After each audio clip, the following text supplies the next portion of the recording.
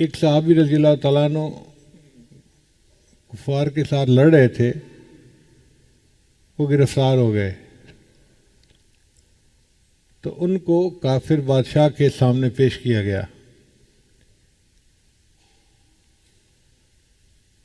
اب کافر بادشاہ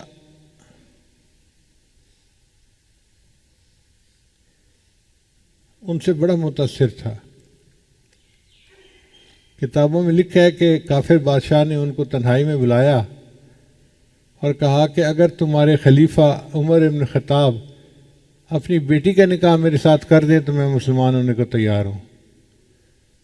تو اس صحابی نے جواب دیا، بھائی میں تو فیصلہ نہیں کر سکتا، یہ تو مولانا سے میں پوچھ کے ہی بتا سکتا ہوں۔ خیر اس کے بعد ان کو چھوڑ دیا گیا۔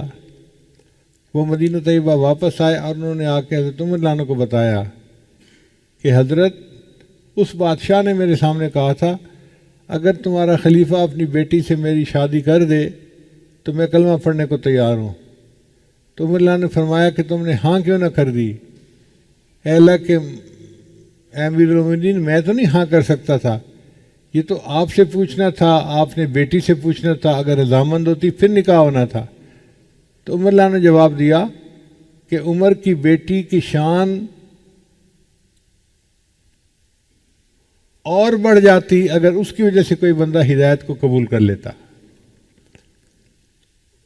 اس کی شان اور بڑھ جاتی اگر اس کی وجہ سے کوئی بندہ کلمے کو قبول کر لیتا۔ اس کا مطلب یہ کہ کلمے کو پڑھ لینا کسی بندے کا بہت بڑا عمل ہے۔ ہر ممکن کوشش کرنی چاہیے کہ لوگ کلمہ پڑھیں اور مسلمان بن جائیں۔ علماء نے لکھا ہے کہ یہ ہدایت اتنی اہم چیز ہے کہ اگر کوئی بندہ کافر ہے اور وہ کسی بندے کے پاس آ کے کہتا ہے کہ مجھے کلمہ پڑھاؤ میں مسلمان ہوتا ہوں، اور آگے سے یہ بندہ یوں کہہ دیتا ہے کہ ذرا سوچ لو اچھی طرح، تو جس نے آگے سے کہا نا سوچ لو اچھی طرح فقط کفر، یہ بندہ خود کافر ہو گیا۔ بھئی ہدایت کے لیے سوچنے کا کیا مسئلہ ہے؟ اگر وہ کہتا ہے کہ کلمہ پڑھاؤ تو بس اس کو کلمہ پڑھاؤ تاکہ وہ دین میں داخل ہو جائے۔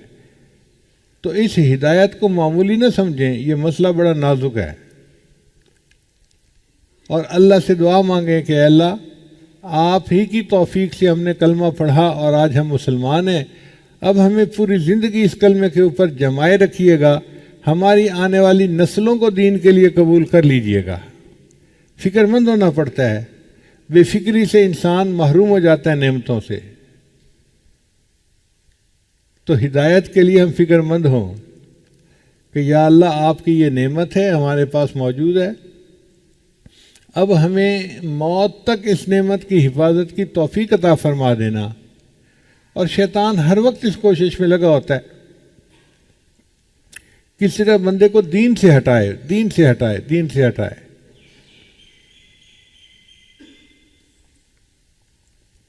حتیٰ کہ جب موت کا وقت آتا ہے تو شیطان اس بندے کے ماں باپ کی شکل میں آتا ہے اور اس بندے کو آ کے کہتا ہے کہ دیکھو ہم تمہارے ماں باپ ہیں، ہم مر گئے تھے، اور آگے جا کے ہمیں پتہ چلا کہ عیسائیت یا یہودیت اچھا ٹھیک مذہب ہے، لہذا تم بھی قبول کر لو۔ تو ماں باپ کی شکل میں وہ ماں باپ نہیں ہوتے، وہ ماں باپ کی شکل میں شیطان آتا ہے اور بندے کو تلقین کرتا ہے کہ تم عیسائیت اور یہودیت کو قبول کر لو، اور وہ بندہ اگر ظاہر پہ عمل کرنے والا ہے، سنی سنائی باتوں پہ قبول کرنے والا ہے، تو وہ اس کو قبول کر لیتا ہے اور ایمان سے محروم ہو کے دنیا سے چلا جاتا ہے۔ اس لیے ہدایت کے اوپر پکے رہنا اور اس کی دعائیں مانگتے رہنا یہ ہم میں سے ہر ایک کے لیے ضروری ہے۔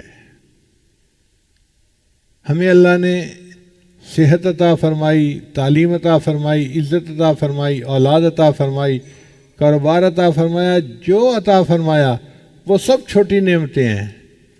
سب سے بڑی نعمت جو ہمارے پاس ہے وہ کون سی ہے؟ ہدایت ہے، کہ ہم ایمان کے اوپر ہیں۔ اب ہم یہ فیصلہ کر لیں کہ ہم نے ایمان سے پیچھے نہیں ہٹنا۔ ہمیں کوئی آگ میں دھکا دینا چاہتا ہے تو دے دے، اگر ہمیں پھانسی پہ لٹکانا چاہے تو لٹکا دے، لیکن ہم نے ایمان کو نہیں چھوڑنا۔